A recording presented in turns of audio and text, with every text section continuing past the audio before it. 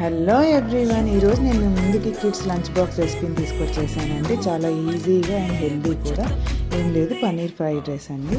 చూసేద్దాము. ఫస్ట్ మనం పన్నీర్ ముక్కల్ని సన్నగా చాప్ చేసేసుకోవాలండి. తర్వాత దాన్ని బౌల్లోకి ట్రాన్స్ఫర్ చేసేసుకొని ఉప్పు, కారం, పసుపు, కొంచెం కార్న్ఫ్లోర్ వేసుకొని కలిపి పక్కన పెట్టుకోవాలండి ఒక 10 minutes. ఈలోపు మనం వెజిటేబుల్స్ అన్నీ సన్నగా చాప్ చేసేసి పెట్టేసుకోవాలి. తర్వాత ఒక ప్యాన్లో నెయ్యి వేసేసుకొని మనం పన్నీర్ ముక్కల్ని వేసి వేయించుకోవాలి. ఒక 2 minutes వేయించితే చాలండి.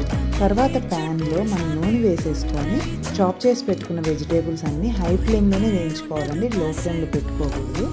వేయించుకున్నాక కొంచెం మనం అందులో చిల్లీ ఫ్లేక్స్, ఆరిగానో, కొంచెం పెప్పర్ పౌడర్, సాల్ట్ వేసుకోవాలి.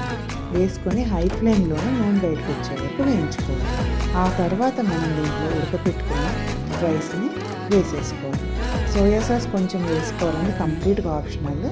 తర్వాత మనం ఫ్రై చేసి పెట్టుకున్న పన్నీర్ ముక్కలు వేసుకొని కలుపుకోవడమే. అంతేనండి, పన్నీర్ ఫ్రైడ్ రైస్ రెడీ. పిల్లలకి లంచ్ బాక్స్లోకి రైతాతో పెడితే సరిపోతుంది.